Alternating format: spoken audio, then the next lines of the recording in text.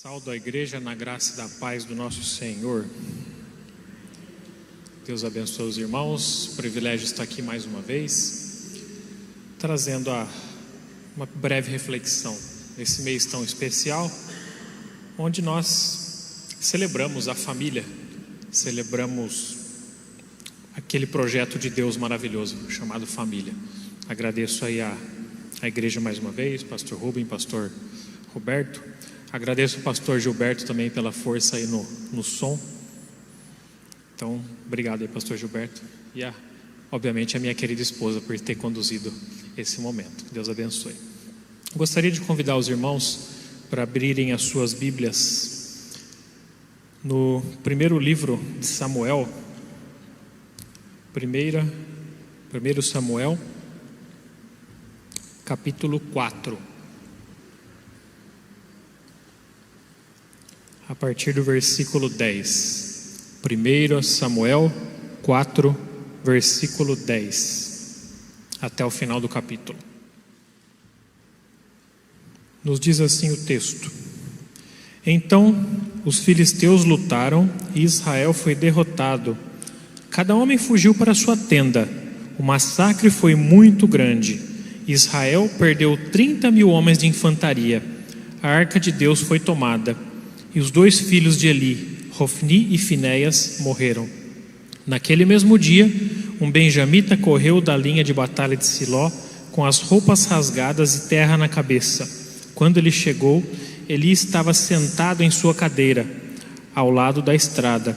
Estava preocupado, pois em seu coração temia pela arca de Deus. O homem entrou na cidade, contou o que havia acontecido, e a cidade começou a gritar. Eli ouviu os gritos e perguntou: O que significa esse tumulto? O homem correu para contar tudo a Eli. Eli tinha 98 anos de idade e os seus olhos estavam imóveis. Ele já não conseguia enxergar. O homem lhe disse: Acabei de chegar da linha de batalha, fugi de lá hoje mesmo. Eli perguntou: O que aconteceu, meu filho? O mensageiro respondeu: Israel fugiu dos filisteus e houve uma grande matança entre os soldados. Também os seus 2 filhos, Hofni e Finéias, estão mortos, e a arca de Deus foi tomada. Quando ele mencionou a arca de Deus, Eli caiu da cadeira para trás, ao lado do portão, quebrou o pescoço e morreu, pois era velho e pesado. Ele liderou Israel durante 40 anos. Sua nora, mulher de Finéias, estava grávida e perto de dar à luz. Quando ouviu a notícia de que a arca de Deus havia sido tomada e que seu sogro e seu marido estavam mortos, entrou em trabalho de parto e deu à luz, mas não resistiu às dores do parto. Enquanto morria, as mulheres que a ajudavam disseram: Não se desespere, você teve um menino. Mas ela não respondeu, nem deu atenção. Ela deu ao menino o nome de Icabode e disse: A glória se foi de Israel, porque a arca foi tomada e por causa da morte do sogro do marido. E ainda acrescentou: A glória se foi de Israel, pois a arca de Deus foi tomada. Amado e bondoso Deus, pedimos, Pai, a Tua graça e a Tua sabedoria, Pai, no entendimento da Tua palavra, Pai. Pedimos que o Senhor abençoe cada um que está aqui nessa noite, Pai, nessa noite de quarta-feira. Abençoe também aqueles que estão ouvindo essa palavra nesse momento através das redes da igreja, aqueles que ouvirão em qualquer momento, em qualquer época do ano. Pedimos que o Senhor abençoe ricamente a vida das pessoas e principalmente, Pai, nos oriente para a abertura, nos oriente para compreender a Tua mensagem para nós, Pai. Obrigado por tudo, é o que nós pedimos em nome de Jesus. Amém. Bom, meus irmãos, talvez a primeira coisa que passe na cabeça de todos é: que história! Que história é essa? Eu acho que um filme de terror não teria tanta ênfase, tanta atenção ao que aconteceu. Talvez você está se perguntando, fala: Poxa vida, Franciscão, mês da família, você me traz uma história dessa? Daqui a pouco vocês vão ver o que a família tem a ver com isso. Ou melhor, o que a família poderia ter feito para isso, né? Só para relembrar um pouco, irmãos, o período que nós estamos lendo aqui é um período muito delicado na vida de Israel. É o período final dos juízes. Os irmãos se sabem, o período de Juízes é um período assim de extrema bagunça, por assim dizer, altos e baixos terríveis.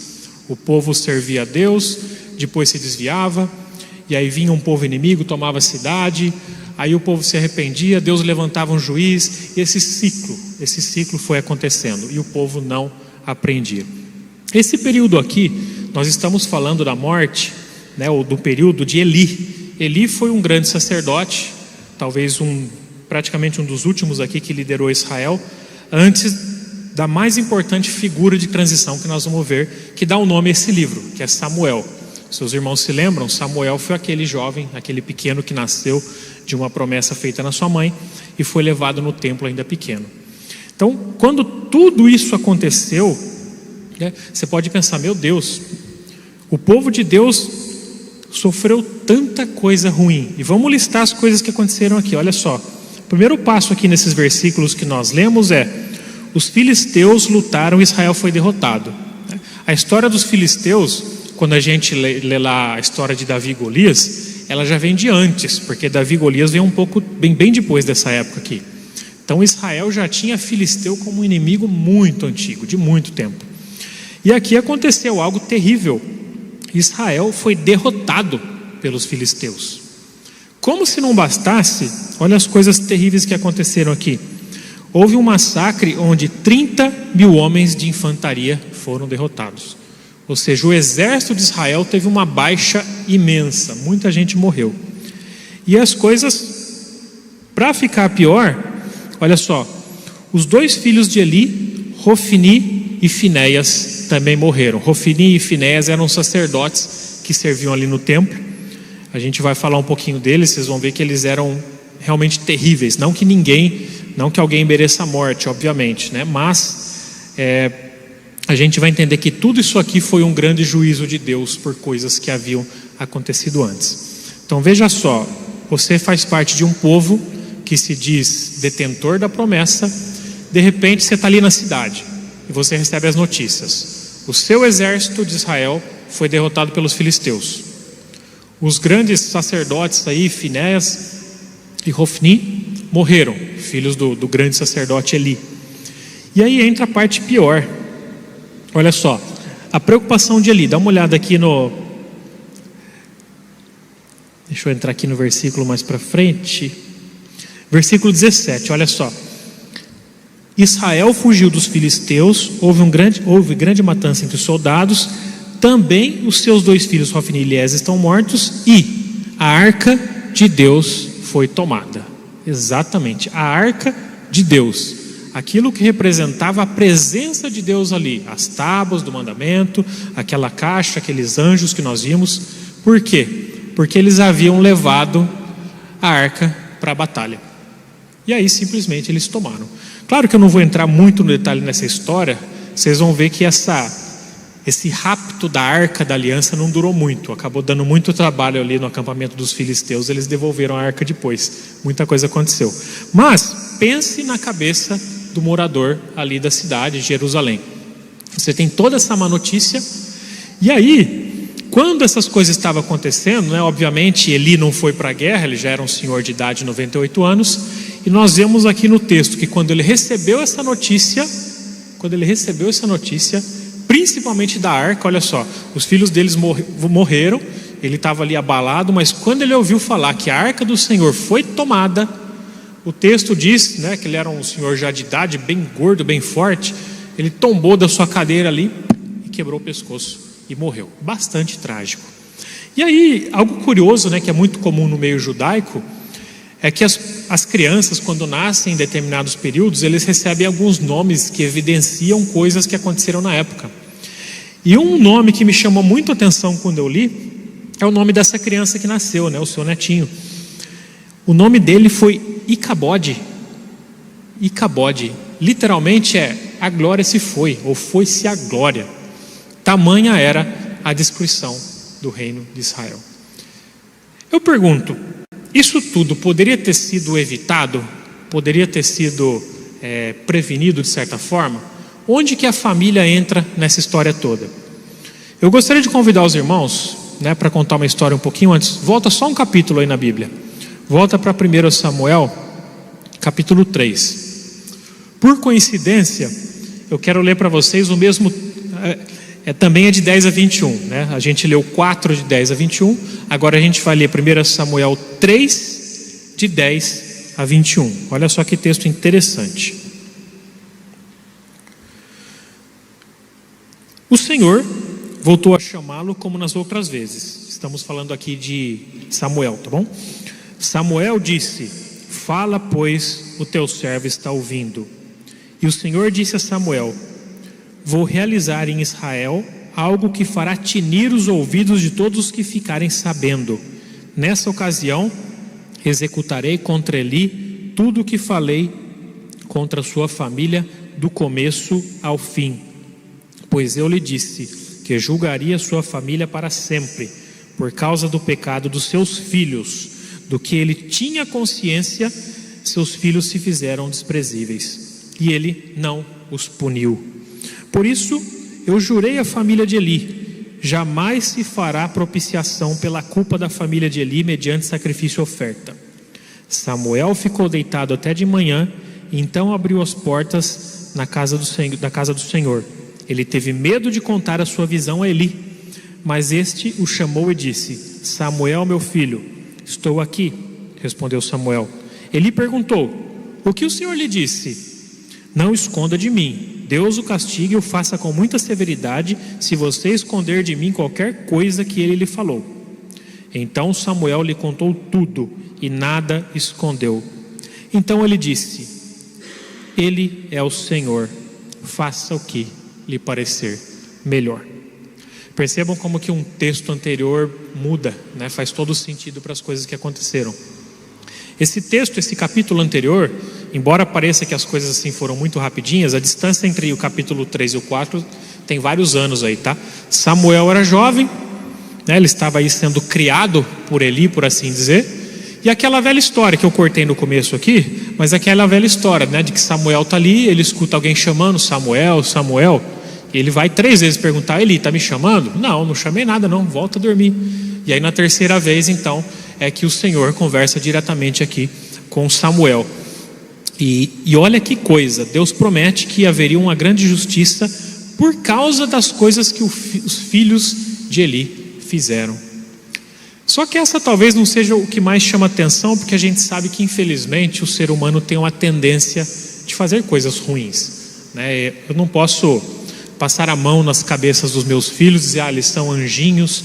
Criança não nasce anjo, isso é coisa de pagão. Não existe anjo, anjo é anjo, gente é gente. Chamar a criança de anjinho é só uma figura de linguagem que a gente usa. A criança, o bebê, nasce em pecado. Nós nascemos pecadores, não tem anjinho, né? Agora, quando meu filho faz algo errado, a minha obrigação como pai é chamar a atenção dele. Claro, não com estupidez, eu não vou, claro, machucá-lo a ponto de agredi-lo, mas, se necessário, com uma certa severidade. Por quê? A gente viu que um pouco dessa história aqui, e eu chamo muita atenção desse versículo 13 aqui, ó, vamos ler de novo o versículo 13, irmãos. Eu disse que julgaria sua família para sempre por causa do pecado dos seus filhos, do qual ele tinha consciência.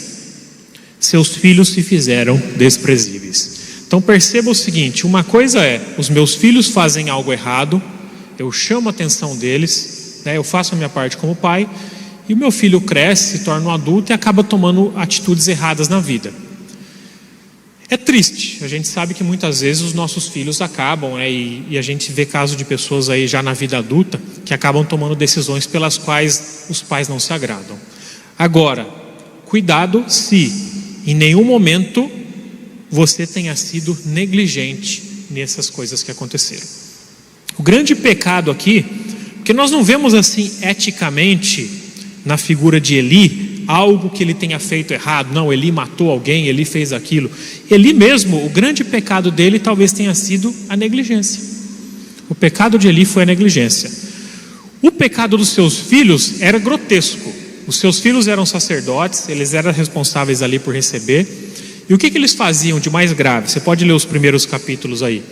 Eles recebiam aquelas pessoas simples, humildes, que vinham trazendo a sua oferenda, pegava o garfo, tacava a mão na oferenda sendo cozida ali, pegava, não, essa carne gorda aqui é para mim, isso aqui você queima, isso aqui é para mim. Separavam e comiam, se fartavam com aquilo que seria oferecido de sacrifício ao Senhor. Ou seja, eles blasfemaram aquilo que era sagrado, que era o sacrifício. Coisa similar talvez tenha irritado Jesus de tal forma, que a gente vê no Novo Testamento, quando Jesus chegou ali no templo e viu aquela coisa toda, cambista vendendo o próprio sacrifício ali na hora, trocando moeda, fazendo as coisas ali, para que o sacrifício se tornasse algo assim, eu vou levar meu sacrifício, não preciso nem me preocupar, eu vou lá, eu já compro na hora de um cambista ali, já ofereço o sacrifício. Perdeu aquele senso de, poxa, eu estou dando o meu melhor para Deus, eu vou lá para servir. Então isso aconteceu, né, com Jesus e aconteceu aqui no passado também. Mas, irmãos, mais uma vez, né, e trazendo isso para a nossa realidade, o quanto nós temos feito como Eli, né? O quanto os nossos filhos estão de fato sobre o nosso cuidado, a nossa responsabilidade. Como eu disse, nós muitas vezes não temos vigilância 24 horas sobre aquilo que os nossos filhos fazem, mas aquilo que nós pudermos, principalmente filhos pequenos, nós devemos manter essa vigilância constante. Eu não estou com meu filho na escola, eu não sei tudo o que acontece na escola, eu não estou com meu filho, de repente, quando ele vai fazer uma excursão, mas é nossa obrigação, quando nós soubermos de alguma coisa errada, chamarmos a atenção do nosso filho. Nós estamos criando, irmãos, isso é muito triste, uma geração de pais frouxos, é verdade. Eu não estou falando para sermos pais carrascos, aqueles que só judiam, não. Sermos pais responsáveis, pais presentes, porque os filhos, eles têm feito o que querem, os nossos filhos fazem o que querem, a hora que querem, até em tamanho pequeno. E nós somos ensinados a que os filhos não devem se frustrar. Irmãos, não tem ensino pior do que você poupar o seu filho de uma frustração. Não tem ensino pior. O seu filho vai se frustrar, ele precisa se frustrar. Quantas vezes você já se frustrou na sua vida? Por causa de um emprego, às vezes que você mal escolheu, por causa de alguma relação de amizade que você escolheu mal. Quantas vezes você se frustrou? A partir do momento que nós criamos nosso filho nessas bolhas, deixando fazer o que quer, nada atingir ele, nós estamos criando crianças fracas, crianças que não estão preparadas para enfrentar o mundo. E, irmãos, nós sabemos, o mundo está pesado, o mundo está difícil, né? Eu falo aqui com muita dor, com muita tristeza no meu coração. Nesse momento tem uma parente minha, uma parente da Andréia, internada, porque o mundo venceu, a influência venceu. As drogas entraram na vida de nossos familiares. Então, irmãos, isso porque coisas piores têm entrado também. Então vamos vigiar, vamos ter muito cuidado. Não sejamos negligentes como Eli foi negligente aqui. Porque a gente sabe que, infelizmente, por mais que Deus é misericordioso, Deus também é justo. E a nossa negligência tem um preço. Aquilo que nós negligenciamos da nossa família tem um preço e vai ser cobrado firmemente de nós. Então a mensagem para vocês nessa noite, usando esse texto tão terrível aqui da vida de Israel, é que ainda assim, apesar de tudo que aconteceu, apesar de tantas mortes, nós vemos que uma criança ainda nasceu, né? Icabode. Infelizmente uma criança que já nasceu órfã, né? Porque o seu pai foi morto na guerra, sua mãe foi morta no parto, mas uma criança nasceu. Nesse período, depois de passar tudo isso, Israel foi conduzida por Samuel. E Samuel teve um período importantíssimo onde Samuel colocou Israel de volta nos eixos. Israel foi uma figura muito interessante. Ele pode ter sido considerado como o último juiz, ele pode quase ter sido considerado como o primeiro rei. Ele fez essa transição. Ele ungiu 2 reis, ungiu Saul, depois ungiu Davi. Então Samuel nasceu nesse meio, nasceu no meio dessa bagunça toda. E hoje, a realidade que nós vivemos no mundo é: o mundo está um caos. O mundo está um caos. Eu quase poderia dizer Icabode também. Foi-se a graça, Mas eu só não digo foi-se a graça pela promessa que nós temos na palavra. A graça de Deus se faz presente na vida da igreja.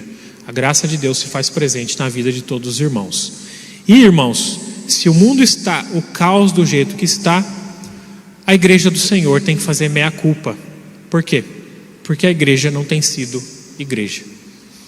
Quando a igreja passa a ser igreja, o mundo tem uma referência. A gente sabe que o mundo vai nos odiar. A gente nunca vai ser legalzinho com o mundo. Mas as pessoas lá de fora têm uma referência. Tem uma referência. E Deus sempre levanta uma referência. Que nós sigamos esse exemplo do livro dos Juízes aqui, passando por Samuel, onde apesar de todo o pecado, Deus ainda levantou pessoas, que nós possamos trazer isso para a nossa realidade. Apesar da realidade difícil que nós temos vivenciado, essas pessoas que estão aqui, são referência para o mundo.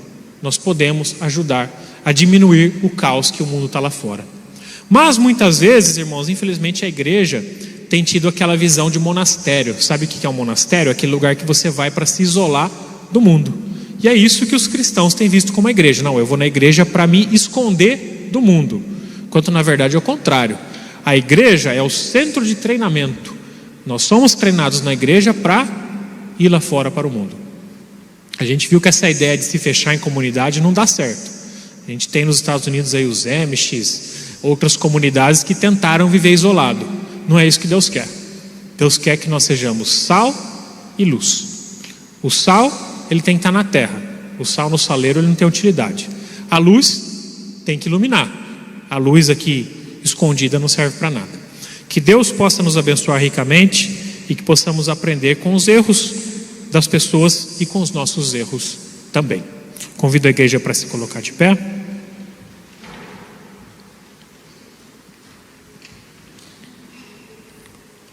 Oremos. Amado e bondoso Pai, obrigado, Pai querido, por essa palavra tão pesada, mas ao mesmo tempo tão necessária para as nossas vidas, Pai. Porque nós sabemos que o Senhor é um Deus justo, que o Senhor é o Deus que nos dá responsabilidades, Pai. E que nós possamos arcar com esses custos dessas responsabilidades, Pai. O Senhor nos deu a vida, o Senhor nos dá a saúde e o Senhor nos dá pessoas para que nós sejamos responsáveis, Pai. Ajuda-nos, Pai, a sermos pais, sermos mães mais atentas, sermos pessoas mais influentes no mundo, Pai, não influenciadas pelo mundo. Que possamos ser pessoas que, de certa forma, transmitam o Teu caráter, Pai. Não porque nós mereçamos, mas porque nós recebemos de Ti essa incumbência, Pai. Obrigado, Senhor, pela vida dessa igreja. Obrigado, Pai, porque nós sabemos que aqui em Americana nós temos uma igreja que ora, uma igreja que está com as portas abertas para fazer a diferença aqui na cidade, Pai. Obrigado, Pai, por cada irmão que se dispôs a estar aqui nessa noite, por cada irmão que está ouvindo, que essa mensagem alcance os corações necessários, Pai.